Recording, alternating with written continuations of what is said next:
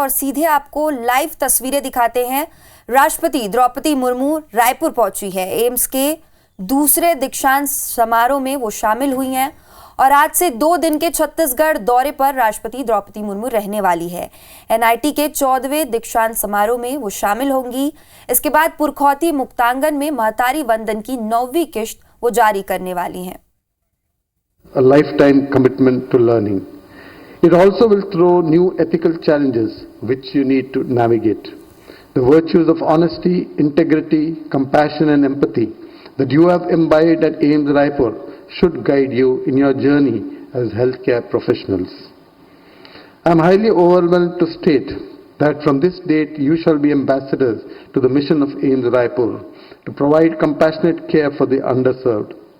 You carry with you not only the knowledge and skills, but also the important responsibility to make a difference in society.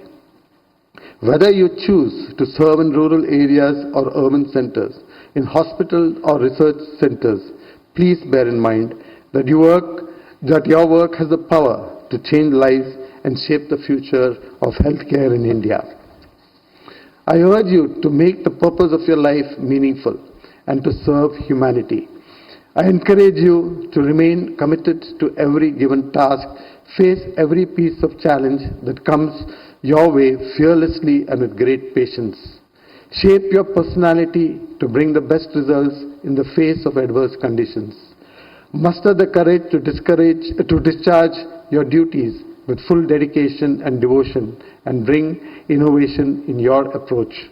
Your dedication and passion will contribute to the progress of medical science and the health standards of our society. It will act as an ennobling force behind prosperity. I hope that you will all be on the front lines of medicine and science, serving our fellow citizens. I hope that you will all be leaders in either clinical care or biomedical inquiry, or both, and that some of you will come back to AIIMS Raipur to train a new generation of AIIMS graduates. On this occasion, I would like to express my gratitude to your family members whose struggle and encouragement has played a vital role in your achievement. I would like to immensely thank the Honorable President of India for her august presence. I also express my gratitude to all the distinguished and eminent guests. तो देखिए, राष्ट्रपति द्रौपदी मुर्मू रायपुर पहुंची है। 2 दिवसीय छत्तीसगढ़ दौरा उनका रहेगा और इस दौरान वो रायपुर और दुर्ग के कई कार्यक्रमों में शामिल होने वाली हैं। को पूरा करते हुए आप लोगों को हमेशा यह क्षण याद आएगा और माननीय राष्ट्रपति जी की उपस्थिति आप लोगों को विकास की दौड़ में पीछे छूट गए लोगों की सेवा प्राथमिकता के साथ करने की हमेशा प्रेरणा देती रहेगी। छत्तीसगढ़ में हमारी सरकार का भी यही लक्ष्य है। इसी दिशा में हम भी काम कर रहे हैं। राज्य में डॉक्टरों और मेडिकल स्टाफ की भर्तियां बड़े पैमाने पर की जा रही हैं। अस्पताल भवनों को बेहतर बनाया जा रहा है। आधुनिक उपकरणों की व्यवस्था भी की जा रही है। प्रदेश में संचालित शासकीय मेडिकल कॉलेजों में भी सुविधाओं का विस्तार किया जा रहा है। मेडिकल कॉलेज अस्पताल रायपुर और सिम्स बिलासपुर में भवन विस्तार तथा सुविधाओं का विकास शुरू कर दिया गया है। प्रदेश के 4 नए मेडिकल कॉलेजों के भवनों के निर्माण के लिए 1020 करोड़ 60 लाख रुपए का प्रावधान प्रक्रिया शुरू कर दी गई है। राज्य शासन ने छत्तीसगढ़ में एमबीबीएस की पढ़ाई हिंदी में भी कराने का निर्णय लिया है। इससे विशेष रूप से ग्रामीण और आदिवासी क्षेत्रों के बच्चों के लिए मेडिकल शिक्षा के अवसर बढ़ेंगे। छत्तीसगढ़ को मध्य भारत का मेडिकल हब बनाने में अपना योगदान देने के लिए हमारे शासकीय अस्पताल भी पूरी तरह तैयार हैं। हम राज्य की स्वास्थ्य सेवाओं और सुविधाओं को दुर्गम क्षेत्रों के अंतिम व्यक्ति तक पहुंचाने के लिए प्रतिबद्ध हैं। इस दीक्षांत समारोह के अवसर पर मैं सभी छात्र छात्राओं, उनके अभिभावकों और प्राध्यापकों को बहुत बहुत बधाई देता हूं और मैं पुनः माननीय राष्ट्रपति महोदय को उनके आगमन के लिए हृदय से पूरे छत्तीसगढ़ की जनता की तरफ से धन्यवाद देते हुए अपनी बात समाप्त करता हूं। जय हिंद, जय Chhattisgarh.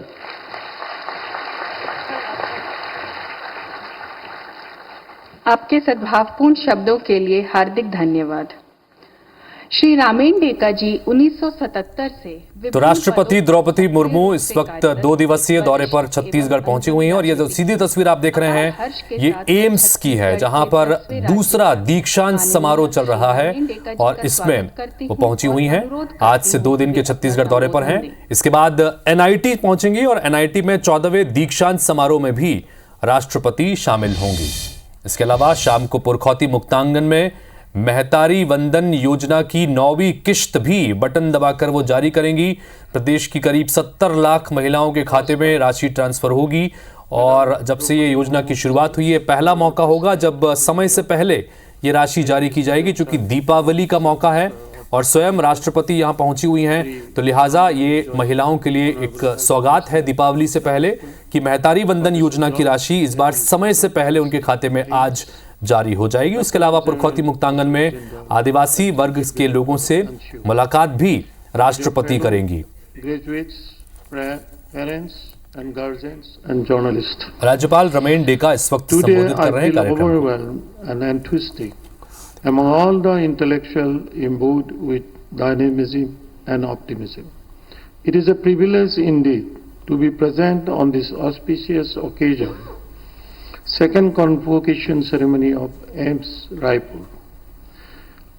Today's felicitation is testimony to the inordinate hard work you have put in your academics, the struggles you have undergone in learning various skills and the unflinching mindset to attain the goal. The field of medical education especially demands tremendous patience and enormous perseverance. I immensely appreciate you being calm and composed during all these professional years of learning and waiting with bated breath for these moments that to acknowledge your sacrifices and pain. I also admire your inquisitiveness and curiosity towards the vast knowledge stored in the field of medical education. Eventually, today you are going to join the camps of those medical professionals who bring much required healthcare senses to the society which cry for attention.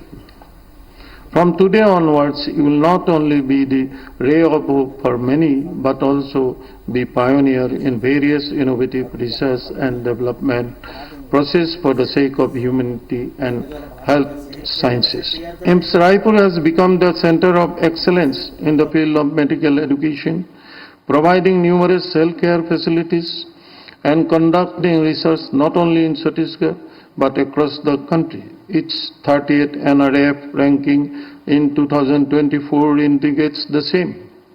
The state-of-the-art infrastructure and its imposing cutting-edge technology facility has brought smiles on the face of residents of Chhattisgarh and adjacent area. States like Odisha and Madhya Pradesh, through its commendable healthcare results, inclusion. जिम्मेदारी भरा है। आपके निर्णय अनेक बार जीवन रक्षा से जुड़े होते हैं। मैं समझती हूँ कि आपको इस जिम्मेदारी का बोध है तथा अपने उत्तरदायित्व का निर्वाह आप पूरी तन्मयता से एवं क्षमता के साथ करेंगे। मेडिकल प्रोफेशनल्स के तौर पर आप प्रायः ऐसे परिस्थितियों से गुजरते हैं जो बहुत चुनौतीपूर्ण होती है। उनका सामना करते लिए आप अपने भावनाओं पर नियंत्रण करना सीख लेते हैं। भावुकता से मुक्त होकर कार्य करने और संवेदनशीलता की कमी होने के बीच बहुत थोड़ा सा फैसला होता है। दुनिया के अनेक प्रतिष्ठित एवं श्रेष्ठ चिकित्सकों ने मेडिकल प्रोफेशनल्स को मानवीय मूल्यों के साथ काम करने की सलाह देते हैं। उनमें डॉक्टर फ्रांसिस वेल्ड पिवानी का नाम बहुत महत्वपूर्ण है। उनका the care of the patient नामक लेख विश्व के कई चिकित्सा संस्थानों में विद्यार्थियों को पढ़ने की सलाह दी जाती है। इस लेख में उन्होंने लिखा है, and I quote, the treatment of a disease may be entirely impersonal, the care of a patient must be completely personal, unquote. मैं समझती हूँ कि जब आपने ये कार्य क्षेत्र चुना होगा तो आपके मन में दया, करुणा और संवेदना के आदर्श रहे होंगे। आपको हमेशा याद रखना है कि ये मानवीय मूल्यों हमको मजबूत बनाते हैं। इसीलिए हमेशा अपने कार्य क्षेत्र में इन जीवन मूल्यों के साथ काम करें। इससे आपको कार्य क्षेत्र में सफलता मिलेगी तथा आपका जीवन सार्थक होगा। देवियों और स्वजनों, देश के सभी नागरिकों तक स्वास्थ्य सेवा पहुंचाने के लिए भारत सरकार निरंतर प्रयास कर रही है। पिछले एक दशक में देशवासियों को यूनिवर्सल हेल्थ कवरेज प्रदान करने के लिए अनेक कदम उठाए गए हैं। आयुष्मान भारत योजना के अंतर्गत आप 17 वर्ष से अधिक उम्र के नागरिक भी लाभान्वित हो रहे हैं। प्रधानमंत्री भारतीय जन औषधीय परियोजना से लोगों को सस्ती और गुणवत्तापूर्ण दवाई उपलब्ध हो रही है। पिछले 10 वर्षों में मेडिकल कॉलेजेस और एमबीबीएस तथा पीजी की सीटों में भी बढ़ोतरी हुई है। नए एम्स भी स्थापित किए गए हैं। एम्स संस्थान कम खर्चों में अच्छी हेल्थ केयर सर्विसेज एवं मेडिकल एजुकेशन देने के लिए जाने जाते हैं। एम्स संस्थानों के साथ देशवासियों को विश्वास जुड़ा हुआ है। इसीलिए बहुत बड़ी संख्या में लोग दूर दूर एवं एम्स के इलाज करने के लिए आते हैं। जिस डॉक्टर के साथ एम्स का नाम जुड़ा होता है उसके प्रति मरीजों में सम्मान की भावना बढ़ जाती है। मुझे ये जानकर हर्ष होती है कि एम्स रायपुर भी इसी परंपरा को आगे बढ़ा रहे हैं। वर्ष 2012 में स्थापित इस संस्थान ने अपनी कुछ वर्षों की यात्रा में ही बहुत प्रतिष्ठा अर्जित की है। इसके लिए इस संस्थान से जुड़े सभी लोगों को मैं बहुत बहुत सराहना करती हूँ। मुझे बताया गया है कि चिकित्सा एवं लोक कल्याण के लिए एम्स रायपुर द्वारा कई कार्य किया जा रहा है। यह संस्थान राष्ट्रीय एवं अंतर्राष्ट्रीय सहयोग के साथ कुपोषण का उन्मूलन करने के लिए कार्य कर रहा है। यहाँ के सिकल सेल क्लिनिक में मरीजों को इलाज प्रदान किया जाता है। सिकल सेल मरीजों की पहचान के लिए जागरूकता शिविर भी आयोजित किए जाते हैं। हम एक ऐसे दौर से गुजर रहे हैं जिसमें आधुनिकतम टेक्नोलॉजीज हमारे जीवन को बहुत तेज गति से प्रभावित कर रही है। सुदूर क्षेत्र के लोग के कल्याण के लिए इन आधुनिकतम टेक्नोलॉजीज का उपयोग किया जा सकता है। ये वर्ष की बात है कि एम्स रायपुर इस दिशा में प्रयासरत है। मुझे बताया गया है कि एम्स रायपुर आर्टिफिशियल इंटेलिजेंस संचालित क्लिनिकल कर रहा है। इसके माध्यम से दूर दराज के क्षेत्र के डॉक्टरों को आपातकालीन स्थितियों में रियल टाइम मदद प्रदान की जाएगी। एम्स रायपुर द्वारा किए जा रहे इन कार्य से सामुदायिक स्वास्थ्य में सुधार होगा तथा नागरिकों का जीवन बेहतर होगा।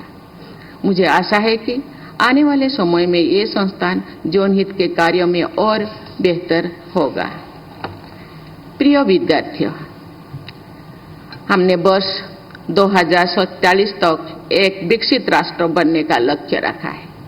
आपकी पीढ़ी के द्वारा किए गए कार्य इस राष्ट्रीय संकल्प को सिद्ध करने में निर्णायक भूमिका निभाएंगे। आपको वंचित वर्गों की सेवा के कार्य को प्राथमिकता देनी होगी।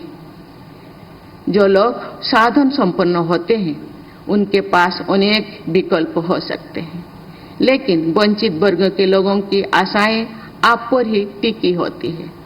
इसीलिए मेरी आपको सलाह है कि सभी लोगों की, विशेषकर असहाय लोगों की सेवा में आप हमेशा तत्पर रहेंगे। विद्यार्थी जीवन से पेशेवर जीवन में कदम रखना एक महत्वपूर्ण बदलाव है, लेकिन आप अपने ज्ञान को बढ़ाते रहने का उत्साह हमेशा बनाए रखें। हमेशा कुछ नया सीखने का भावना आपके लिए लाभदायक होगी। अपने कौशल का विकास करते रहें। एम्स के डॉक्टरों और विद्यार्थियों से ये आशा की जाती है कि आधुनिक पद्धतियों को अपनाने के लिए हमेशा सक्रिय रहना चाहिए।